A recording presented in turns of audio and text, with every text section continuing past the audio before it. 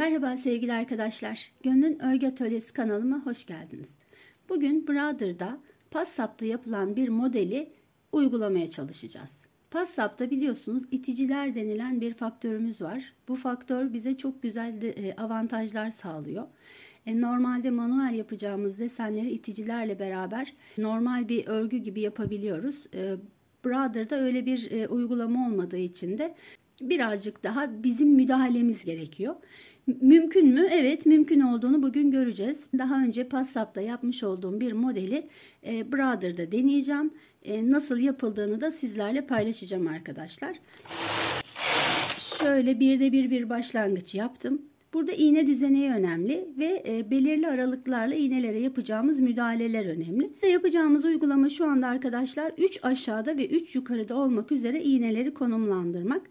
Ve bunun için de hemen aktarmaya başlıyorum.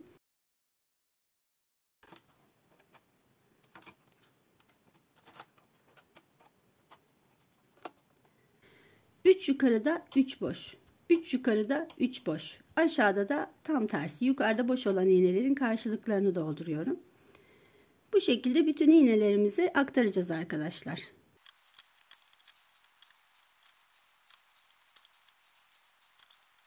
Evet, iğnelerimizi görüldüğü gibi 3 yukarıda ve 3 aşağıda olmak üzere konumlandırdım.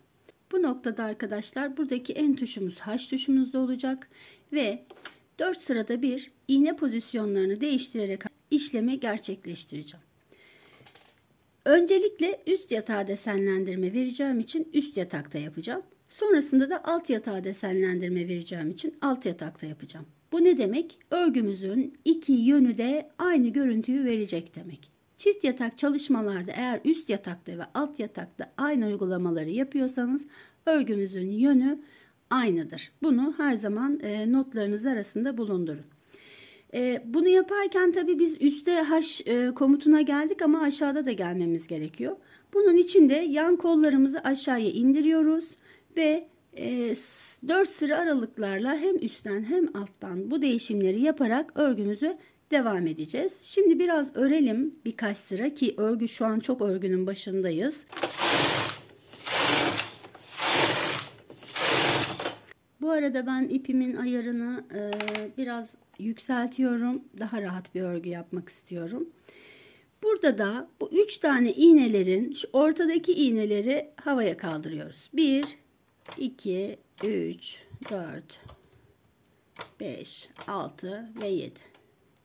Bu iğneleri 4 sırada bir aşağı indireceğim arkadaşlar. Başlıyorum. 1, bakın örmedi çünkü iğneler beklemede şu anda. 2, 3 ve 4. Şimdi bunları indirirken aynı anda alttaki iğneleri aynı şekilde havaya kaldırıyorum. 1, 2, 3, 4, 5, 6. Burada da şu iğnemiz oluyor. 7. Aynı işleme burada devam edeceğim. Yukarıyı örgüye dahil ederken bu defa aşağıdaki iğneleri örgüden çıkarmış olduk. 4 defa da burayı sayacağız arkadaşlar.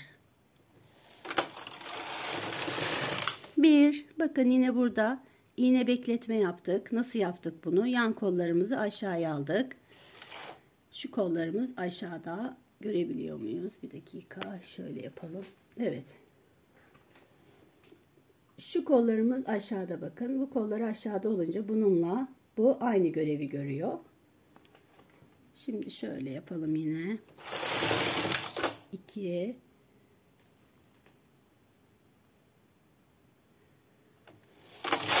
3 ve 4. Yine aynı şekilde bunları aşağıya indirirken bu defa karşı taraftaki iğnelerimizi kaldırıyoruz. 1 2, 3, 4, 5, 6 ve 7. Devam ediyoruz. Bakın bu defa aşağıdaki iğneleri aktif hale getirdik. Yukarıdakileri beklemeye aldık. Zıttı olacak. Tamam mı? Unutmayalım. Her zaman üst altın zıttı olacak. 1, 2, 3 ve 4. Bunları çalışır konuma getiriyoruz ve alttakileri iptal ediyoruz bu defa. Burada iğnelerimiz hangi konumda, hangi pozisyonda oluyor? E pozisyonunda. E pozisyonundaki iğnelerimiz hem aktif hem de beklemede olan iğneler. Bunu da böylece hatırlatmış olalım. 1, 2, 3 ve 4. Tekrar bunları çalışır pozisyona alıyoruz ve bu defa yukarıdaki iğneleri iptal ediyoruz.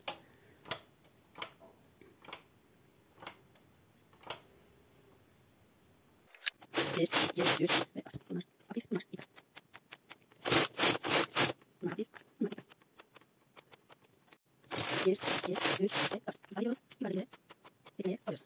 1, 2, 3 ve 4. Şimdi boyunlar yumuşak. Bu iğneler çekiliyor. Aslında yapmış olduğumuz işlem. Örneğin de desenleri verecek. Şimdi burayı iptal ediyoruz. Yani iptal ediyoruz oraya. Buraya bu şekilde ipleyelim arkadaşlar. 1, 2, 3 ve 4. Ne yapıyorum? Bekleyelim olan iğneleri iptal ediyorum. Ve aşağı iğneleri bekleyemiyorum. Devam ediyoruz. 1, 2, 3 ve 4. Şimdi bu iğneleri iptal ediyorum ve bu iğneleri bekleyemiyorum. Evet, bu şekilde örgümüzü bitirene kadar devam ettiğimiz takdirde güzel bir görüntü elde etmiş olacağız. Biraz düz öreceğim. Yani bu iğneleri de dahil edeceğim örgüye. Yukarıdaki iğnelerimi de dahil edeceğim. Ve sonucu beraber değerlendireceğiz arkadaşlar. Videonun en güzel kısmına geldik. Sonucuna. Şimdi görüntüyü çok merak ediyorsunuz eminim. Ve görüntü huzurlarınızda. Böyle bir görüntü elde ettik arkadaşlar. Bu görüntüyü benim YouTube'daki diğer videolarımı izleyen arkadaşlar mutlaka hatırlayacaklardır. Çünkü biz bunu PASSAP'ta iticilerle yapmıştık. Ama itici olmadan da yapılabileceğini bu videoyla ispatlamış olduk. Şimdi görmüş olduğunuz gibi böyle esnek bir formu var. Lastik düzeni üzerine kuruldu bu desen. İki yönü de aynı. İki yönü de kullanılabilecek bir desen. Esnek olduğu için de bir konfor sağlıyor. Umarım siz de bu deseni kullanır ve tadını çıkarırsınız diyelim.